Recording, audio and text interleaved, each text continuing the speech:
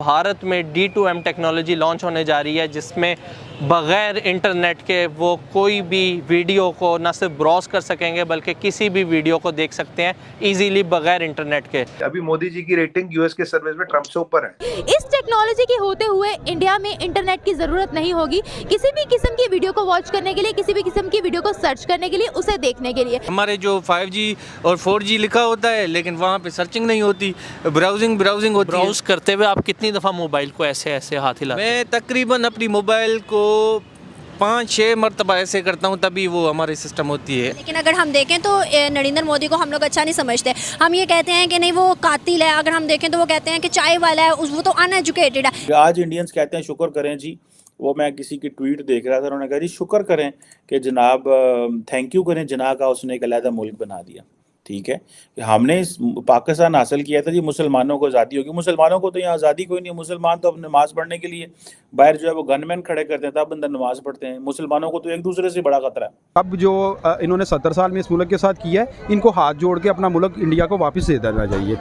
देखिए, हमें पाकिस्तान का सबसे बड़ा फ्लॉ ये है कि ये इस्लाम के नाम पे जो है मुसलमान मुल्क बनाया गया है। और एक ऐसा मुल्क जो इस्लाम के नाम पे बना है तो जाहिर बात है उनके जो सिटीजन हैं उनको इसी नज़र से देखा जाएगा। बंद कमरों में बैठ के कहते हैं हमारा दुश्मन अमेरिका है, बाहर खड़े होकर कहते हैं इंडिया और इजराइल है। मैंने आपको रोहित भाई लास्ट शो में बोला था ना, अब भारत नहीं है 5वीं तीसरे की बात है, पहले या दूसरे की। अगर चाइना गया और साथ में जर्मनी गया, बचा जापान को तो हम 2-3 साल में पीछे कर ही देंगे। तो फिर गेम में कौन रहा? गेम में रहा यूनाइटेड स्टेट्स ऑफ अमेरिका और हम। फिर बात की होगी भाई 2030 में, 2050 में। मेरा एस्टिमेट है 2050 में हम यूएस को पीछे छोड़ देंगे। अबला ऐसा नहीं होता कि आपके पास न्यूक्लियर है, इंडिया के पास न्यूक्लियर है।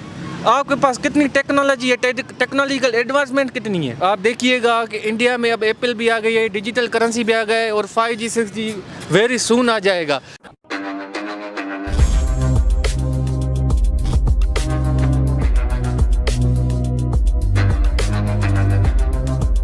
दोस्तों, ये जो D2M टेक्नोलॉजी लॉन्च होने वाला है, ये भारत के लिए एक रेवोल्यूशनरी स्टेप होगा।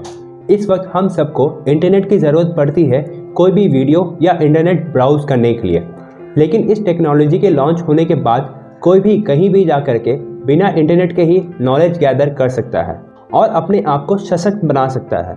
और दोस्तों, इस टेक्नोलॉजी के लॉन्च होने के बाद से हमारे रूरल एरियाज़ को भी काफ़ी ज़्यादा फ़ायदा पहुँचने वाला है। अब भी बहुत सारे गाँव हैं जहाँ हाई स्पीड इंटरनेट नहीं मिलती है, जिसकी वजह से उन लोगों को काफ़ी ज़्यादा परेशानी आती है आगे बढ़ने में। लेकिन अब इस टेक्नोलॉजी के आने के बाद उन्हें भी इक्वली मौका मिलेगा तरक्की के लिए। और दोस्तों, अगर हम हमारे पड़ोसी मुल्क पाकिस्तान को देखें तो पाकिस्तान में इस वक्त 3G ही ढंग से नहीं चल पाता है।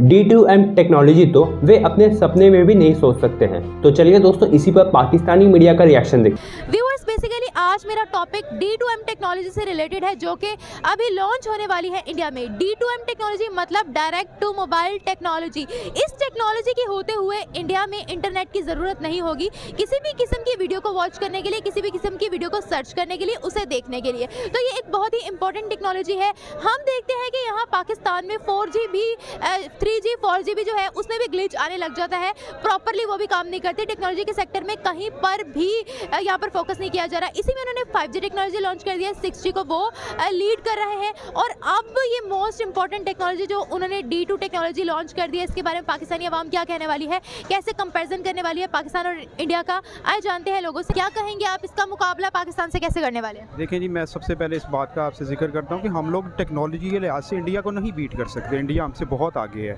हम लोग अभी 3G 4G पे फंसे हुए हैं। उसमें भी ग्लिच आ रहा है। ठीक है, और उसमें इशू ये आ रहा है कि अगर मैं 4G को यूज़ कर रहा हूँ, मैं किसी बेसमेंट में जाता हूँ तो वो 4G साइन ख़त्म होता है और हम लोग H में कन्वर्ट हो जाते हैं।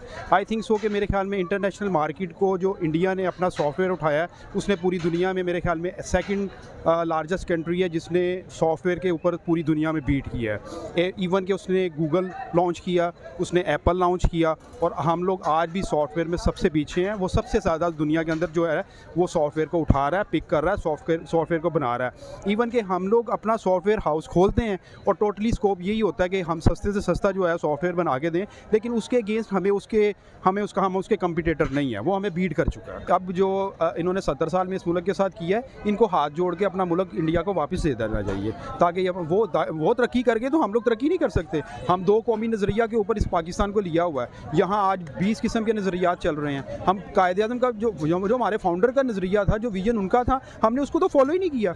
हाँ, हम लोग 80 के दौर में हम लोगों ने दुनिया के साथ कंपटीटर थे। हमने PIA से एमिरेट्स बनाई और एमिरेट्स आज PIA को बीट कर गया। क्या वजह है? हमारे यहाँ मामला करप्ट हैं, करप्ट निज़ाम का हम लोग हिस्सा हैं। जब हम लोग इसके लिए आवाज़ नहीं उठाएंगे, आप इंटरनेट पे बात करेंगी, इंटरनेट तो हम लोग वो तो एक देखें, वो एक ग्लोबल तरीके से दुनिया के ऊपर जो है ना, इंटरनेट के ऊपर वो हमसे बहुत आगे हैं।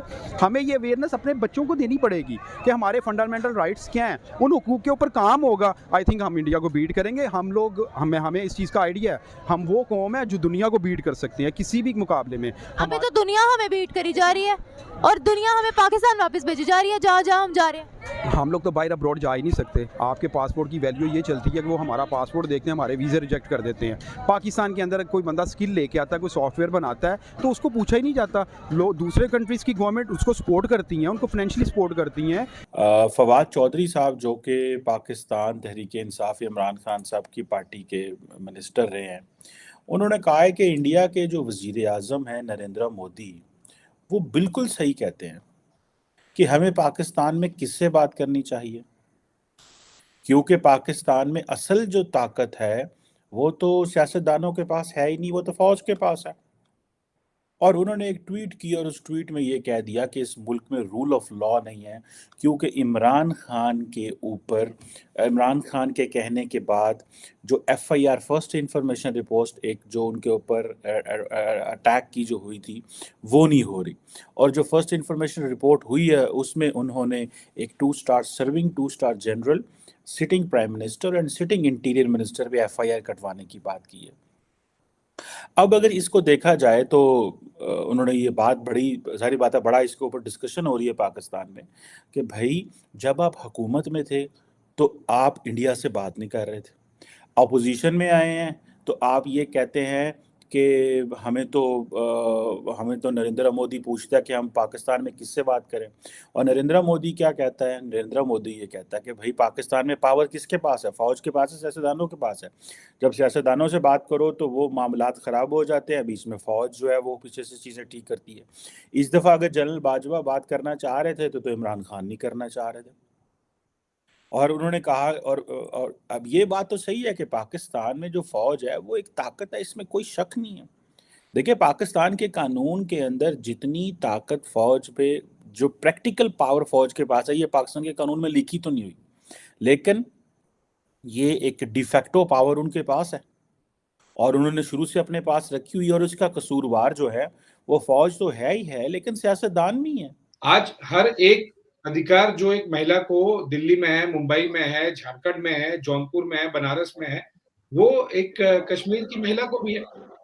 इससे मुझे ऐसा लग रहा है कि आप 370 लगा कि उस महिला का अधिकार आप छीन रहे हैं। आज अगर मैं आरजू ने, हमने 2-4 पहले भी डिस्कशन किए हैं, इंडिया छोड़िए, आपको पता है मिडिल ईस्ट से कितनी सारी कंपनीज कश्मीर में बड़े बड़े इन्वेस्टमेंट कर रही है। आप क्यों चाह रहे हो 370 हटने के बाद ही हुआ? आप बल्कि बोलो कि नहीं लगाओ ताकि वो इन्वेस्टमेंट नहीं कर पाए। क्यों नहीं कर पाए? आप बताइए, आपकी सरकार जा रही है सबसे वही मिडिल ईस्ट से लोन ले लेके पैसे मांग के कि आइए हमको थोड़ा पैसे दीजिए, और वो बिना बुलाए सामने से इन्वेस्टमेंट अपॉर्चुनिटी। अगर कोई मिडिल ईस्ट की कंपनी या मिडिल ईस्ट की गवर्नमेंट आके कश्मीर में मॉल बनाना चाहती है, आज मल्टीप्लेक्स हो रहा है।